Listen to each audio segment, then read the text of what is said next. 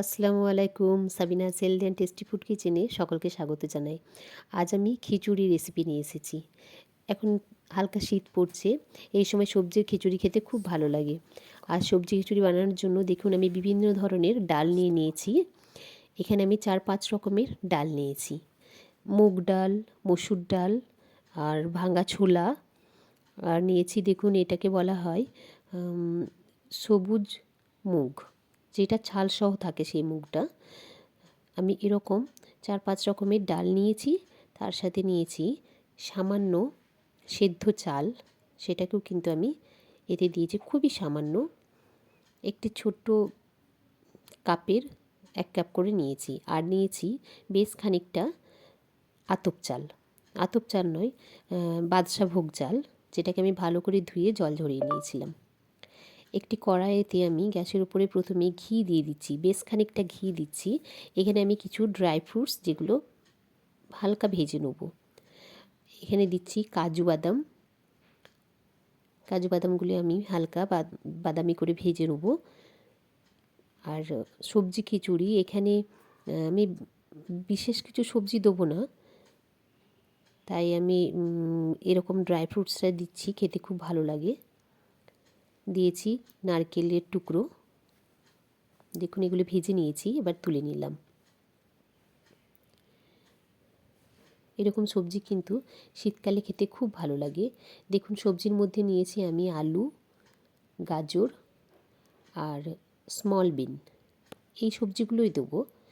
এগুলো কিন্তু বাচ্চারাও খেতে পছন্দ করে, তাই এই সবজিগুলো দিলেই ঠিক আছে।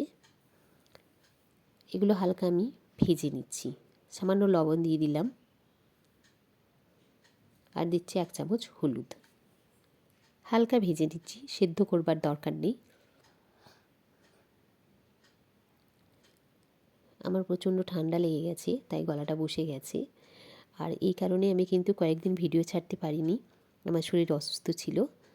তাই দর্শক বন্ধুদের কাছে আমার অনুরোধ রইল, আমার এই আজকের ভিডিওটি আপনারা অবশ্যই দেখবেন, স্কিপ করবেন না।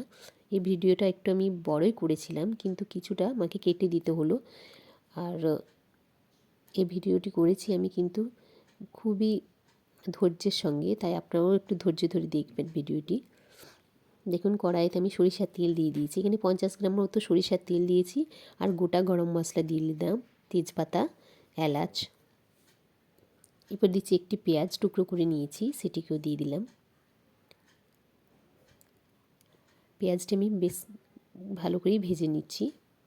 দিচ্ছি আদা রসুনের পেস্ট, একটি বড় চামচের 1 চামচ। আদা রসুনের পেস্টটা সবসময় গরম তেলের ওপর দেওয়ার চেষ্টা করবেন।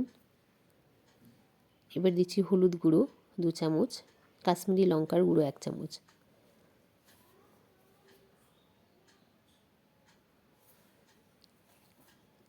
আর দিচ্ছি জিরে আর ধনের গুঁড়ো 3 চামচের মতো।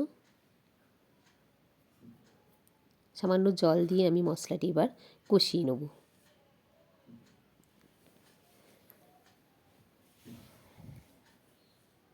দেখুন মশলাটা কষে নিয়েছি, মশলা থেকে তেল ছেড়ে দিয়েছে। এরপর আমি যে ভিজিয়ে রাখা চাল ডালটা ছিল সেটা আমি দিয়ে দিলাম। আমি চাল আর ডাল যেগুলো আমি প্রায় ঘন্টা 3 ভিজিয়ে রেখেছিলাম, শুধুমাত্র যে খাস চাল সেটা আমি ভিজিয়ে রাখিনি, বাকি সব কিছুই আমি কিন্তু ভিজিয়ে রেখেছিলাম। এবার দেখুন ভালো করে আমি কষিয়ে নিয়ে আর সবজিগুলো দিয়ে দিচ্ছি। এই সময় কিন্তু সবজিটাকে আর চালগুলোকে একটু বেশ খানিকক্ষণ কষিয়ে নিতে হবে।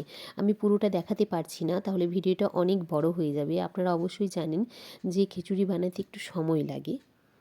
দেখুন এরপরে আমি জল দিচ্ছি, বেশ খানিকটা জল দিয়ে দিয়েছি। একদম কড়াইটা ভর্তি করে প্রায় জল দিয়ে দিয়েছি।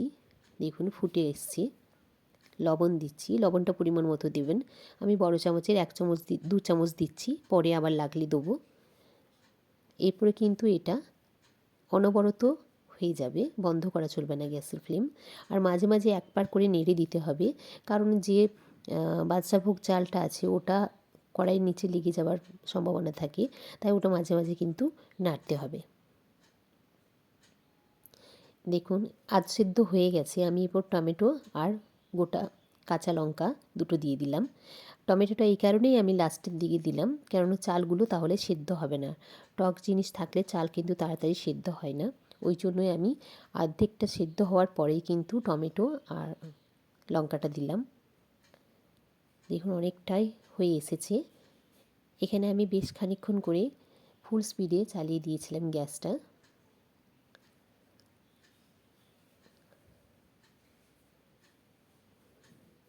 এরপর আমি ড্রাই ফ্রুটসগুলো দিয়ে দিচ্ছি, ভেজে রাখা বাদাম আর নারকেল। এতে খুব সুন্দর টেস্ট হয়। দেখুন খিচুড়ি প্রায় হয়ে এসেছে। এরপরে দিচ্ছি ধনেপাতা, নামানোর ঠিক আগেটাতে কিন্তু ধনেপাতা দিতে হবে। এরকম খিচুড়ি যদি বাড়িতে বানান, সকলে খাবে, বড় ছোট সমস্ত বয়সের মানুষরাই কিন্তু খেতে পছন্দ করবে। খেতে খুবই টেস্টি হয়, আর এটা খুবই স্বাস্থ্যের পক্ষেও ভালো। তাই বাড়িতে অবশ্যই বানাবেন আমার এই রেসিপিটি দেখে।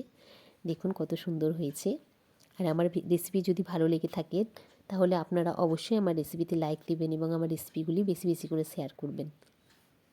আর খিচুড়ির সাথে কিন্তু আলু পোস্ত ভীষণ ভালো লাগে, তাই আমি আলু পোস্ত বানিয়েছি।